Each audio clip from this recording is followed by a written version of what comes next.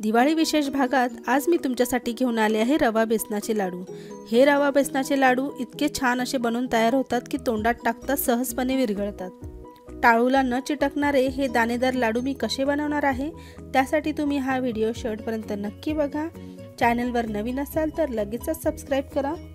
नमस्कार, मी रुपाली तुमचे स्वागत करते आहे रुपालीज किचन रेसिपीज मध्ये। इथे मी वाटीने प्रमाण दाखवते आहे। 1 वाटी एवढं मी दाबून भरून असं बेसनाचं पीठ घेतलं आहे। अर्धी वाटी एवढा बारीक रवा घेतला आहे। अगदी बारीक रवा घ्यायचा आहे आपल्याला 0 नंबरचा। आणि 1 वाटीला थोडं कमी असं तूप घेतलं आहे। मी साजूक तुपाचा वापर करते आहे मी इथे। सगळ्यात आधी आपण इथे रवा भाजून घेणार आहोत। त्यासाठी मी थोडं तूप घेतलं आहे आणि थोडा रवा टाकून मी बघते आहे। तूप असं कडकडीत तापलेलं पाहिजे, त्यामुळे असं आपला रवा छान फुलतो। मंद गॅसवर आपल्याला याला असं भाजून घ्यायचं आहे खमंग असं। रवा इथे आपल्याला एकसारखा भाजून घ्यायचा आहे आणि सतत इथे आपल्याला हलवत राहायचं आहे, जेणेकरून हा खालून जळणार नाही। छान खमंग सुवास येईपर्यंत आणि थोडा रंग बदलेपर्यंत आपल्याला याला भाजून घ्यायचं आहे। पुढे मी दाखवते, जर भाजून झाल्यावर असा याचा थोडा तांबूस रंग होतो तेव्हा आप समजायचं की आपला इथे रवा भाजलेला आहे। रवा इथे आता पाहू शकतात छान असं खमंग भाजून झाला आहे। आपण याला एका भांड्यामध्ये काढून घेऊया। ही आपल्याला व्यवस्थित अशी इथे स्वच्छ करून घ्यायची आहे किंवा एखाद्या कापडाने पुसून घ्यायची आहे, जेणेकरून याच्यामध्ये रव्याचे दाणे राहू नये आणि ते जळू नये। इथे मी 2 चमचे एवढं मी तूप घेतलं आहे आणि याच्यावर आपण असं खमंग असं बेसन इथे भाजून घेणार आहोत। जसं लागेल तसं तूप आपण याच्यामध्ये घालणार आहोत। एकाच वेळी आपल्याला सगळं तूप घालायचं नाहीये, थोडं थोडं करून आपण टाकणार आहोत। इथे मी अजून 2 चमचे इथे तूप घातलं आहे आणि बेसन आपल्याला हे मंद आचेवरच भाजायचं आहे, जेणेकरून हे छान खमंग असं भाजलं जाईल आणि हे पण आपल्याला सतत हलवत राहायचं आहे। हे बघा, इथे आपल्याला अजून तुपाची गरज पडणार आहे। अजून मी जे 2 चमचे होतं तेवढं तूप टाकलं आहे मी इथे। तुम्ही पाहू शकता तिथे छान बेसनाचा रंग बदलला आहे, तांबूस रंग आला आहे, तुम्ही पाहू शकता। आता आपण याला काढून घेऊया एका भांड्यामध्ये। मी इथे रवा आणि बेसन एका भांड्यामध्ये काढून घेतला आहे। मी इथे परातीचा वापर करते आहे। रवा आणि बेसन आपल्याला व्यवस्थित मिक्स करून घ्यायचं आहे, अजिबात गुठळ्या राहता कामा नये, त्यामुळे मी उलटणीच्या सहाय्याने हे असं मिक्स करून घेते आहे।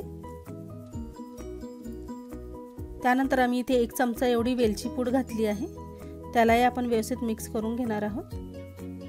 आणि मी इथे थोड्या चारोळ्या घालते आहे, तुम्ही तुमच्या आवडीप्रमाणे इथे ड्रायफ्रुट्स घालू शकता।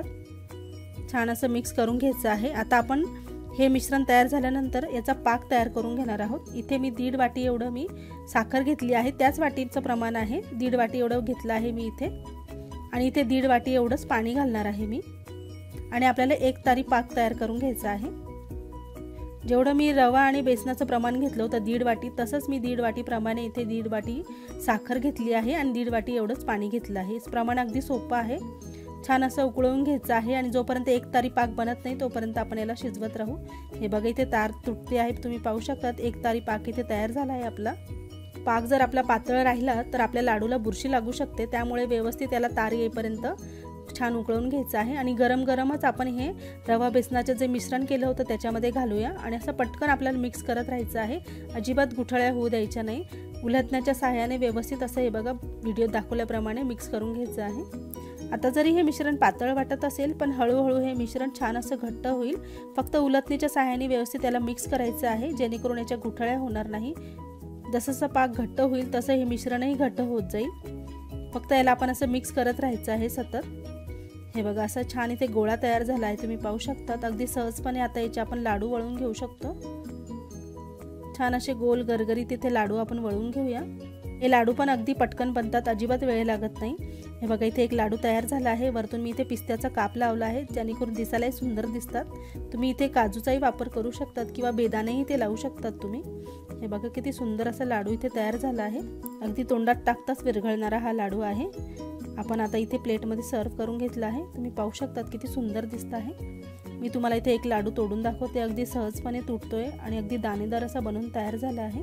तर तुम्ही या दिवाळीला अशा पद्धतीने रवा बेसनाचे लाडू नक्की एकदा करून बघा आणि तुम्हाला ही रेसिपी कशी वाटली आहे तुम्ही कमेंट करून नक्की सांगा। व्हिडिओला लाईक करा, शेअर करा, चॅनलवर नवीन असाल तर लगेचच सबस्क्राइब करा, बेल आयकॉन नक्की दाबा, जेणेकरून तुम्हाला असेच माझे छान छान रेसिपीज बघायला मिळतील। पुन्हा एकदा भेटूया अशाच एका स्वादिष्ट रेसिपीसोबत, तोपर्यंत धन्यवाद।